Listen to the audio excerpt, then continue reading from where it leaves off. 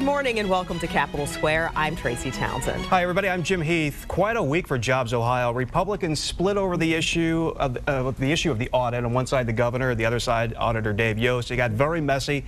We'll talk all about that coming up. That's true. First, let's talk though about tax cuts and increases, specifically what Governor Kasich has proposed. His plan would reduce small business taxes by 50%, cut state income tax by 20% over 3 years, and decrease sales tax from 5.5% to 5%. But to pay for all of those cuts, the governor raises revenue by expanding the sales tax base, placing new taxes on everything from haircuts to lawyers to tickets to football games. He also increases the severance tax on large volume oil and gas drillers.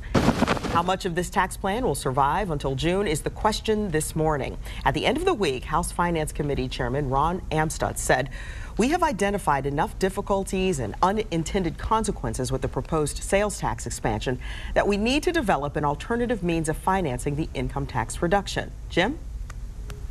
Tracy, we're joined now by Ohio's Tax Commissioner Joe Testa. Mr. Testa, good morning. Good morning. How are you? Good. I mean, let's just start with what we know as of this Sunday morning, which is Representative Ron Amstutz, the Finance Committee Chairman, at the end of the week basically saying, look, the governor's tax plan, particularly sales tax expansion and the severance tax, are practically dead at this point. And that's your fellow Republicans telling you that in the legislature. Are you prepared now to make some adjustments? First of all, thank you for having me on this morning. The governor has set some pretty clear goals out there. You know, income tax in this state is too high. He wants to drive them down. Our proposal says 20% down on personal income tax for all of us, 50% down on small business tax. Those are great goals. So we're not questioning. I don't hear a lot of questioning about the goals. People love the goals. What they have some questions and some concerns about is how we get there. So we presented a path. This is a path. We think it's a good path. We think it's a fair path. We think it's a balanced path. But it's not the only path. Right. So what happens when it's not the only path? Well, what's going on is that people are clamoring to figure out how do we get to the governor's goals some other way.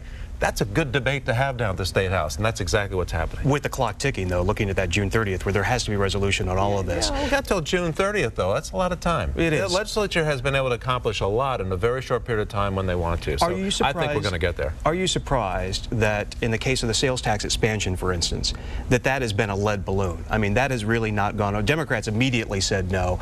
Now the Republicans in the legislature are saying they're hearing from back home, too, that the barber tax and the movie ticket tax, and that just didn't fly.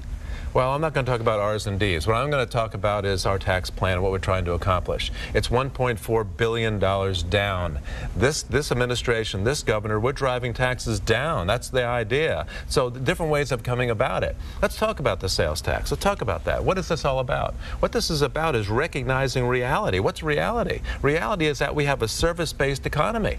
You know, in the 30s, when sales tax was started, it was a goods-based economy. This has been changing for decades, and the legislature knows it. Legislature has been changing it in small increments over many, many decades. You pay taxes on a lot of services now. People don't even think about it. But they had a similar big proposal back in the 80s, though, yeah, and it went down. Yeah, but Jim, here's the thing. The thing is, when these things have been done in the past, they've been done to increase taxes, to expand government. Not this governor, not this administration. We're driving it down. We're making taxes smaller.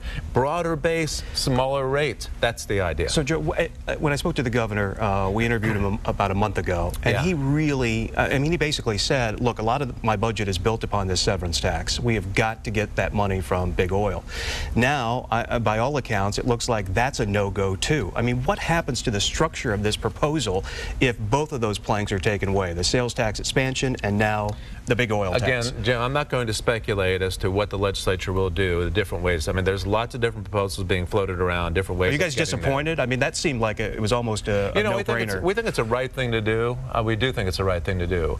Again, this is a one-time. It took $400 million years to develop that Utica shale base. I mean, this is a one-time thing. You know, all of these companies that are extracting this product from the state of Ohio, this natural resource, are from Texas, Oklahoma. I mean, you know, come on. You know what the governor wants to do is says, you know, we want to capture this one-time natural resource in the state to benefit all Ohioans. So it's part of the tax reform package. You're right. If they take that out, I hope they don't, but if they take it out, they're going to have to figure out, and that's what they're working with. There's other ways to get to the same goals. The goals are still the same. Everybody loves the goals. And ultimately, do you think that you get there? I mean, a 20% state income tax, do you envision that on July 1st still being presented to the people of Ohio? You know, Jim, I've been around this stuff for a little while. Right. You know, it's no piece of legislation goes out the door the way it came in the door. This is a legislative process. The governor has put a bold proposal out there and for the legislature to work with. It's going to change in some way, and they all do. Will we get all of that cut? I don't know. I think we will still get a tax reduction. Will we get everything the governor's asked for? I don't know that yet. But and some of the pieces that kind of put this thing together will undoubtedly change to some extent. Is it possible to dip into the rainy day fund, the $1 billion that's over here? I tell you, that's awful hard. I wouldn't predict that. You know, again, you remember the rainy. Thank you for mentioning that, because remember what it was like 2 years ago. 89 cents. Right. 89 over cents. $1 billion now. Oh no, billion. Billion. It's going to be $1.9 billion by the end of this fiscal year. 89 cents. Come on. You know what it's going to do is, by being overfunded, there's a state limit on the rainy day fund. Beyond that, it triggers an automatic temporary income tax reduction. Pretty good news for 2 years. What do you think? Fascinating developments. I think so too. Glad to be a part of it. Commissioner, good to see you. Thank you very much. Thank you very much. Tracy.